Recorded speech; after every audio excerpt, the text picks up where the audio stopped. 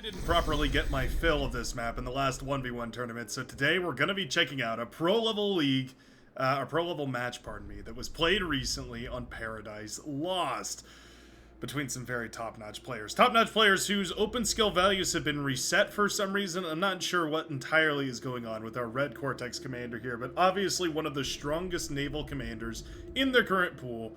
It's, of course, none other than Vanaja, going to be playing as the Red Corps commander here, spawning on the southern side of Paradise Lost, and that is a little bit strange. Now, all the way on the other side of the map, spawning in the water, and also spawning as an Armada commander.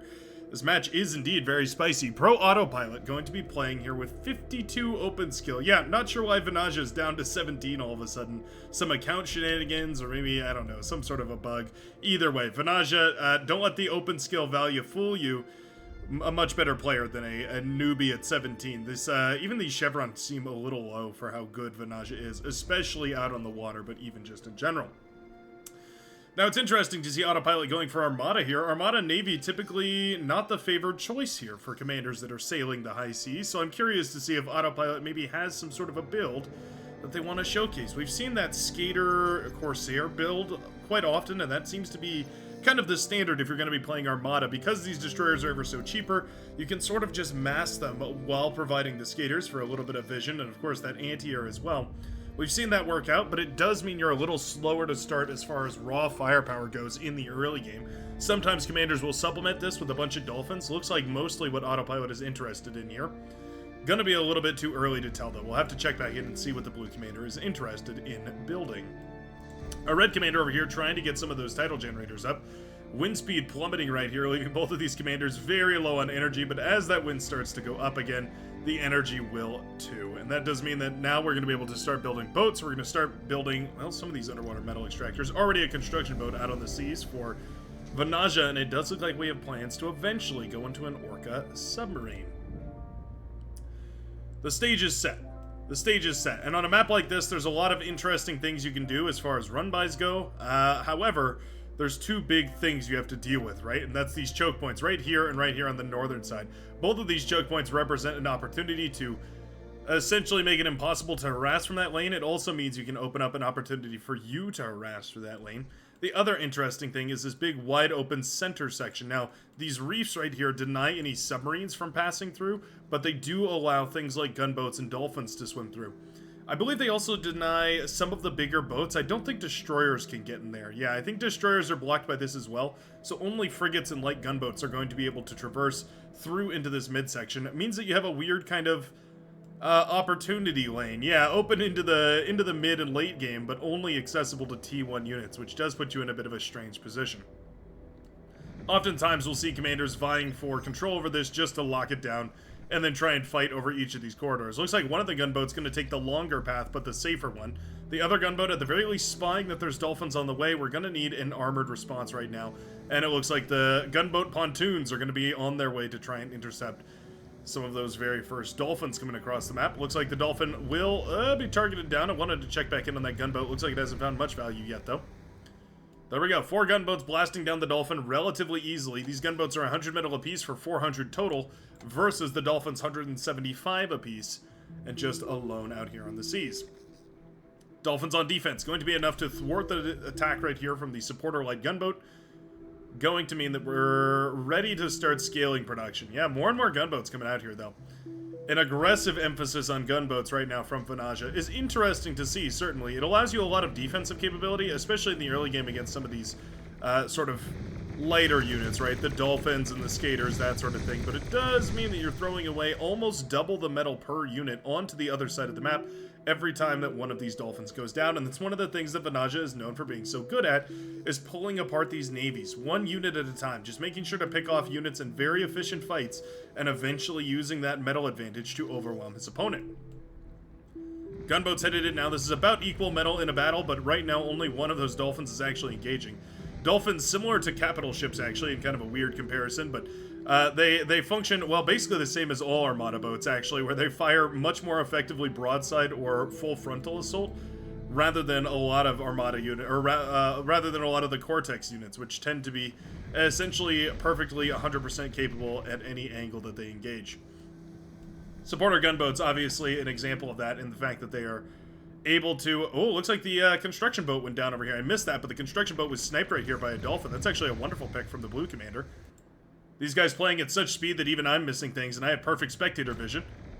Zipping the camera all over the place here, trying to jump between these engagements to find the best ones. And it looks like this big ball of gunboats is looking to engage. That dolphin got its value, though. It managed to kill 2 of the gunboats for 1 of its, and that's roughly equivalent as far as metal for metal goes.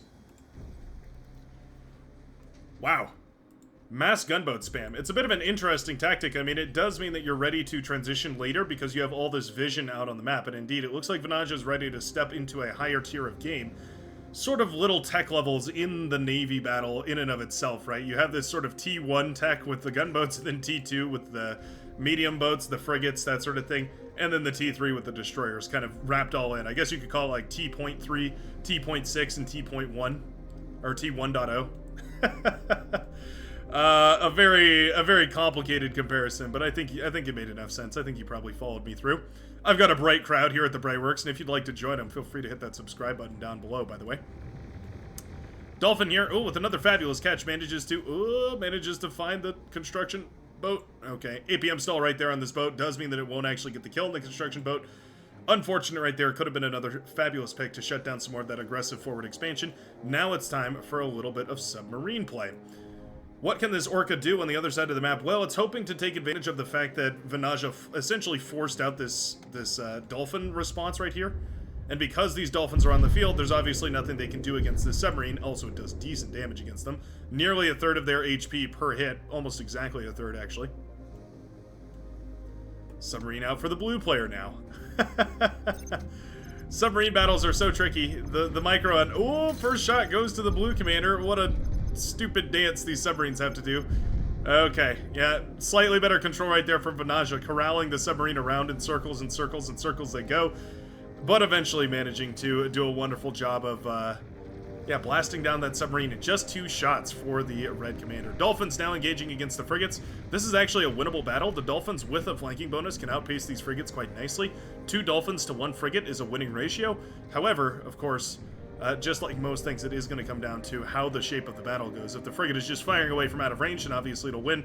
If those dolphins manage to find an angle to attack that is surrounding the red forces, they're going to be in a much better position here. Construction boat is so low, my goodness. 12% HP on this construction ship right here. These gunboats looking around for value. What they really should be doing, what this one really should be doing, is going in after that constructor.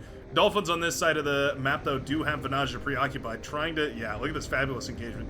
Turning those boats around at just the right moment so that they get their full broadside capability against those boats, trying to take as efficient a fight as possible. If these just trade out 2 to 1 against the gunboats, it's fair. Doesn't look like we managed to, though. I mean, maybe. There's a lot of gunboats strewed about over here, but obviously this is all on Vanaja's side of the field as well. It means that it's going to be quite a bit easier for Vanaja to reclaim all that than it would be for Autopilot. Now, I also see what Autopilot has out here on the field is quite a few submarines. Yeah, we've got 1, 2, 3 submarines I spy with my little eye. There's a 4th right there, and it looks like we are planning to make more eventually. No, not quite yet. Going up to frigates. Okay, well, there is a submarine in the backline right here. Vanaja's microed this submarine around in just the right angle right here. He spied the torpedo launcher, so he's going to avoid that in order to shut down some of these mexes over here for the blue commander.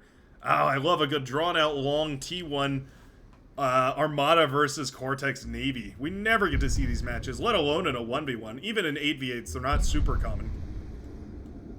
I will always jump on top of an opportunity to cast one of these. Eel here, caught by the oppressor, sailing forward and deploying depth charges. Looks like the second eel here will be caught as well. Ooh, we need to micro this. Will it escape? Just barely manages to avoid that 4th torpedo launching out of the bomb bay doors right there of the oppressor. The submarine over here, by the way, has managed to find its value. Again, a little weird submarine battle. The Orca submarine's quite a bit better than the eels. You do pay slightly more metal for them, though, so I suppose you could call it fair. There we go. All the metal extractors wiped out right here. The blue commander going to step his toes into the water and discover that there is still a dangerous unit lurking in the mire there. Going to need to clean that up rapidly. There we go. Laser beam blasting it apart right here. Down to 22% HP, but not dead. Does mean it can come back for seconds later. Submarine for the blue commander, now pushing across the maps, trying to snipe the construction boats. I don't mind that, of course, but anytime it finds one of those destroyers, it needs to get out of there. Submarines are such a hefty investment to put on the field. You need to find value with them. Vanage found value with his by taking down those metal extractors and keeping them offline for a good amount of time. Also by sniping that construction boat in the northern side. Now this is nice. Construction boat falls right here in the midsection of the, southern section of the map right here. These frigates get a wonderful engagement. There's no units to defend it, so it does mean that boat will go down immediately. Construction ship here to provide some torpedo defense. And it looks like a single dolphin still terrorizing the northern side. Now is the time that we can send submarines around, and it looks like Autopilot is thinking the same thing. Sends a submarine on the northern side and eventually going to try and send it. Oh, actually, we're going to cut it through the middle. If we try and take out these metal extractors, the same ones that Vanasha just sniped mere moments ago, I think the blue commander could pull themselves into an even better position here. Already leading the economic game with all the metal extractors up right here. And it looks like Resbots must be reclaiming, because quite a substantial economic benefit. It was about 40% there for a moment. This is a great engagement for Autopilot. Frigates clashing against frigates. Don't want to engage too much against the destroyers, so pulling the frigates back and making sure that they don't take too much damage. Construction boat went down. Construction boat went down. And that is a bit of a shame. Not the end of the world, of course, though. You can get some submarines out here to cover, and there's already another torpedo launcher back here that you can fall back to in case you needed to. You can also pull this construction ship if you also wanted to. It's reclaiming a bunch of these wrecks over here, and I think that's lovely, because, of course, all that metal can just be reforged into frigates and or destroyers. I'm surprised to see such a late transition to destroyers. Usually Armada commanders are quicker to the destroyer transition than Cortex ones are. A bit cheaper, a bit more maneuverable. They have about the same range, a little bit less damage, but all things considered, they're a little bit easier to put out on the field a little bit quicker. Vanaja going to be the one going for the range advantage here, though. With those mobile artillery pieces, those oppressor firing away from long range, their name is quite suiting. Oppressive indeed. Submarine, again, finding value. This is where all the value is coming from for the blue commander. Sniping these construction boats one after another, constantly getting value, taking these offline so that Vanaja can't rebuild this northern side. Torpedo launcher comes up over to secure these metal extractors. That's always lovely to see. These have definitely paid for it. They've been up and running and churning out metal matter for quite some time here. Another decent engagement with the frigates. When you get us around with those Armada frigates, they feel invincible. When you have to retreat with them, they feel like they're basically paper boats. Torpedo launcher won't stand a chance. Scuffs up one of those frigates. Definitely trying its best. Not going to be able to do all too much, though. Submarine still headed across the map. Destroyer will catch it, so at the very least we'll shut down any more aggression over on that side. Not ideal, though, certainly to say the least.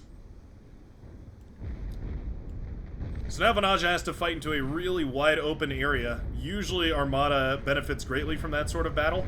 This broadsiding is phenomenal for these Armada boats as well. There they go, firing their Gauss cannons, trying to connect with as many of these ships as possible, but the AoE from those destroyers is brutal.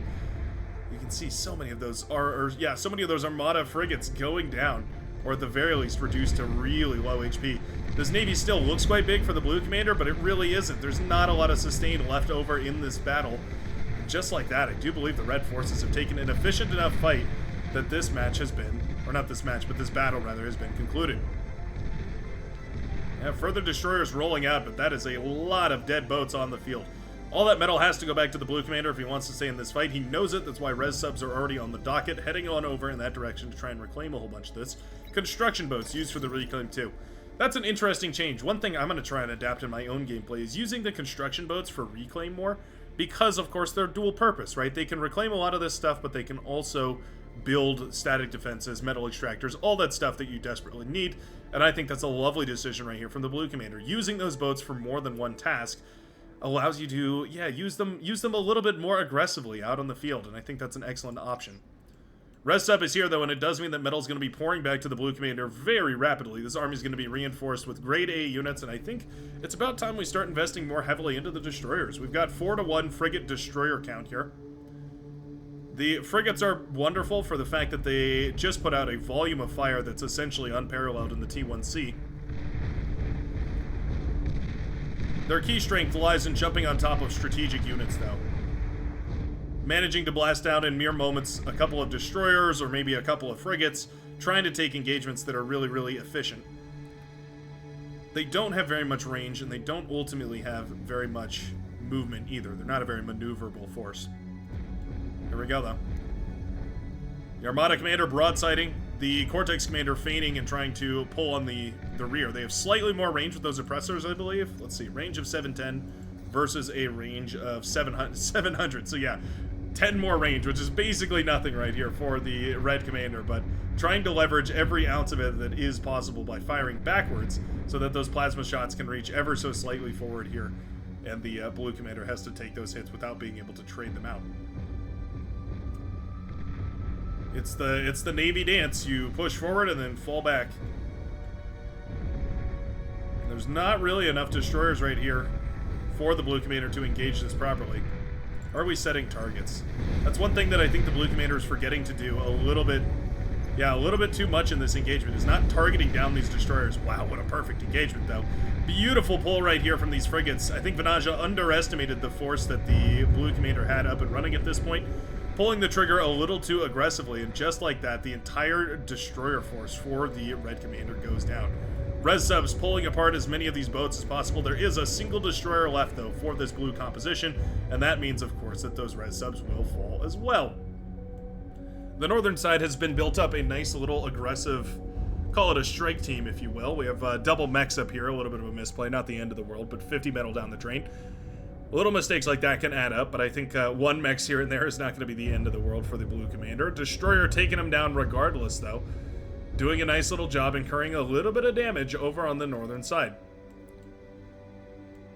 The single res sub and single constructor boat here pulling back metal from this wreckage, but the Blue Commander is low on forces at this point, diverting a lot of attention to that northern side, maybe a little unawares of exactly how small of a force that actually is up there.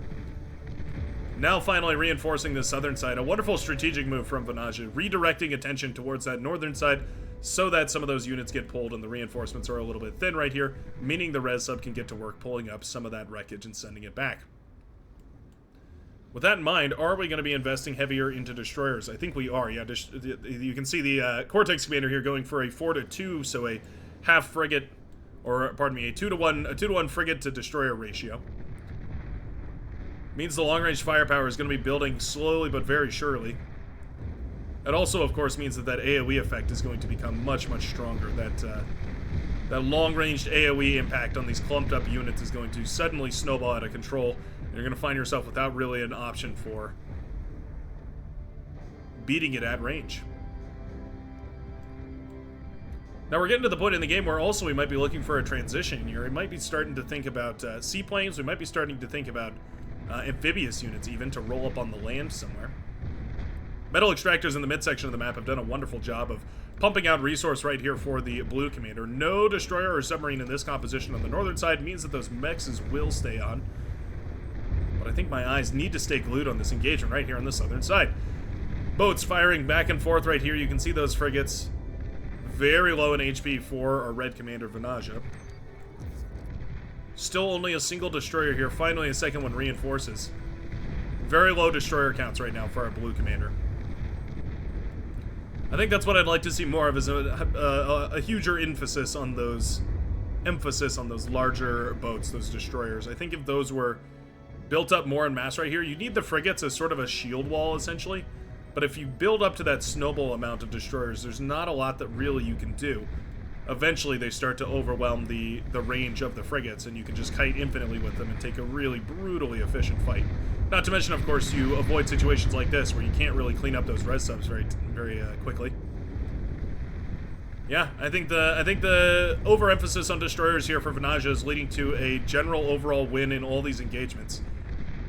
A slow but steady increase in firepower, but it's starting to add up here. We are now up to 3 Oppressor versus just a single Corsair. And I think the difference is clear. Once those frigates start firing too, it starts to trigger a little bit of that flanking bonus, which helps a lot with those destroyers.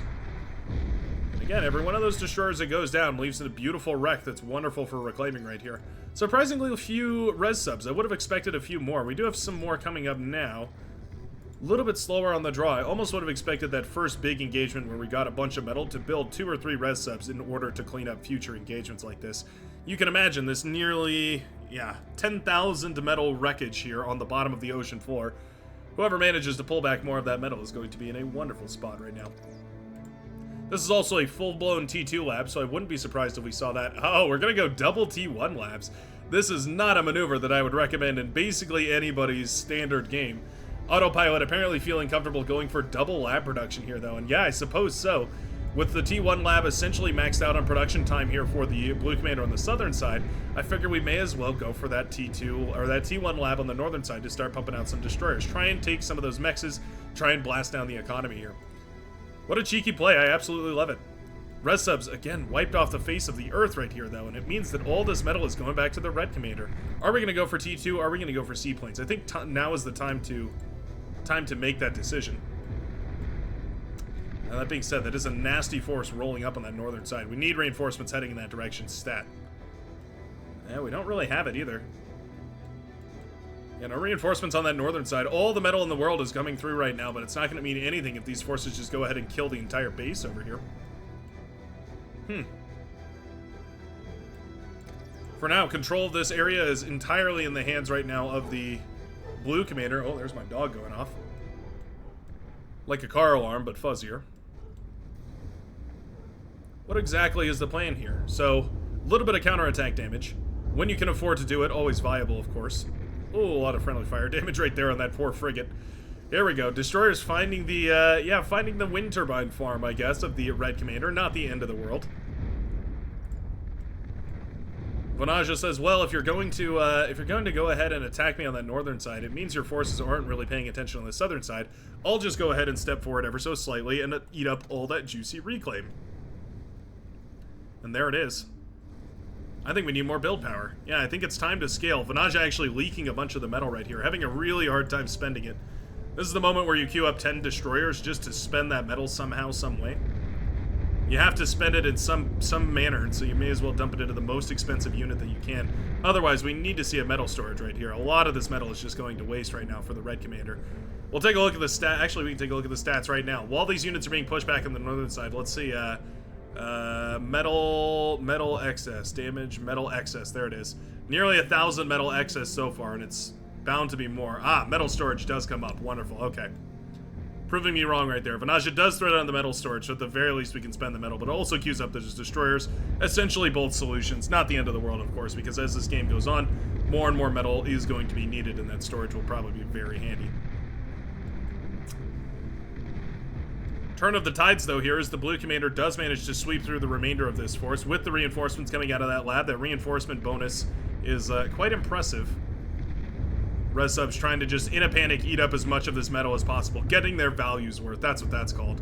And eventually managing to be cleaned up right here. The Blue Commander managing to clean up those res subs, but certainly putting a lot of metal back in the pocket right here of the Red Commander.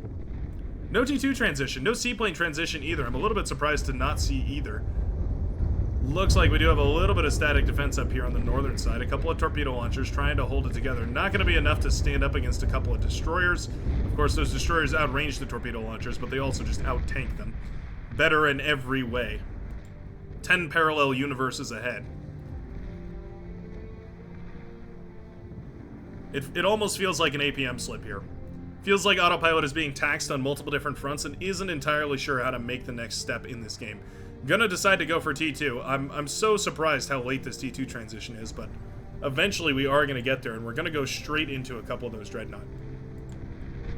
Now the problem is, if you lose your entire navy, of course, you have nothing to protect the Dreadnought with, and the Dreadnought can be a brutal asset on the front lines, but it can also die just about as quickly against a whole bunch of frigates. So we're pulling the entire army to the southern side. This is a desperate last stand right here. We need to hold back this army until these T2 boats come out on the field. Critically low on metal right now, so the lack of res subs is also very hindering. Yeah, the Blue Commander hitting a very, very desperate metal stall. All that juicy metal right here gone back to the Red Commander. And just like that, with good old-fashioned T1 Navy, has pushed forward very, very aggressively. Destroyers moving on the northern side here as well. Continuing to stress the limitations here of what the Blue Commander is able to defend. And I think this T2 transition was just, unfortunately, a little too late. We built a T2 lab, but while we had the res subs reclaiming, we weren't building the T2 units. Now the Dreadnought is headed out on the field. Will it be enough to shut down this whole army and bring this game back around? It's a question of whether or not this force is big enough to get to the production center. There goes that Dreadnought, now firing away into the distance. Gonna be a little bit difficult for the red player to detect that Dreadnought until they see it. But there we go. Those shells hitting those frigates with brutal force. Tearing apart that composition wonderfully. Now we have some reclaim finally going back in here. These dreadnoughts are going to be built a little bit quicker now that that resurrection is, or reclamation rather, is coming up and running. Oh, autopilot. A little close for comfort to those destroyers tearing apart the wind turbines over there on that northern side. We need some kind of response for that. We're just going for mass dreadnought. You know what, I don't even really mind it. The mass dreadnought can be viable. The blue commander finally going to be stepping into T2 here. Pretty far forward for that T2 lab, I will say. Not really in range of any of the build power. Maybe what we plan to do is switch into supporter gunboats. Sometimes in the late games like this, massing up 100 supporter gunboats and just going ahead and sending them directly plummeting, careening towards the enemy base can be more than enough damage to actually shut down their labs, turn off their production, and allow you to get an upper hand. Oh, Dreadnought's too far forward. Yep, coming around this island means there's no path of retreat, and just like that, these frigates are going to jump on top of that T2 boat. Vanaja spotted the misplay right there. That was a crucial misstep from the blue commander, a misread of all time. And just like that, one of those very important T2 boats does go down. We also don't have any skaters here for radar vision, is another critical blunder right now. We have the radar tower at the very least providing some radar vision. A skater here for a little bit of line of sight wouldn't be the end of the world. I don't mind parking those boats between here. It looks like, oh, I see. This is a little coral reef right here, so the dreadnoughts can't actually pass through there. That's why they're derping around these islands so hard. We have a T2 torpedo. Oh, no, that's a T1 torpedo launcher. There we go. We do have two T2 torpedo launchers coming up right here for the blue commander. Little bit metal stalled, but we will be building these torpedo launchers very quickly. That was like 11 seconds on that torpedo launcher. Not bad. T2 torpedo launchers hit quite a bit harder. You can see melting down those boats with a brutal swiftness. Still going down, though. Dreadnoughts forced into retreat right here means that their guns are not all firing. Frigates are being melted down, but those dreadnoughts are really the last line of defense, and look at how bad they are when they're turned around. One of the things that makes me, as an Armada enthusiast, one of the things that makes me so sad is seeing the Armada boats being essentially 100% worthless. You really lose more than 50% of your effective firing because it's also the fact that the turrets can't fire at full range and everything as well. What a bummer. This is a T1 victory on the board for Vanaja in a 27-minute long naval late game. A late game that only ever went to T1 here for Vanaja. Eventually got to the T2 lab over here, but never made it any further than that. Only ever building a couple of those Prometheus and sending them across, but effectively winning this game with good old-fashioned T1 boats. I suppose going to show just how powerful those T1 boats are, but demonstrating more than anything how bad T2 Armada is. Really, really abysmal. Hope we get some cool Armada units in the future to maybe balance things out, but in the meantime, I sure hope you enjoyed this very epic naval game. Maybe opening some insights as well into naval play. That's what I'm always looking for whenever I watch the pros play. Hope you have a fabulous rest of your day, and I will see you in the very next cast of Beyond All Reason. Wow, look at that. Winning with a naval, or winning with an economic disadvantage here, too. So impressive.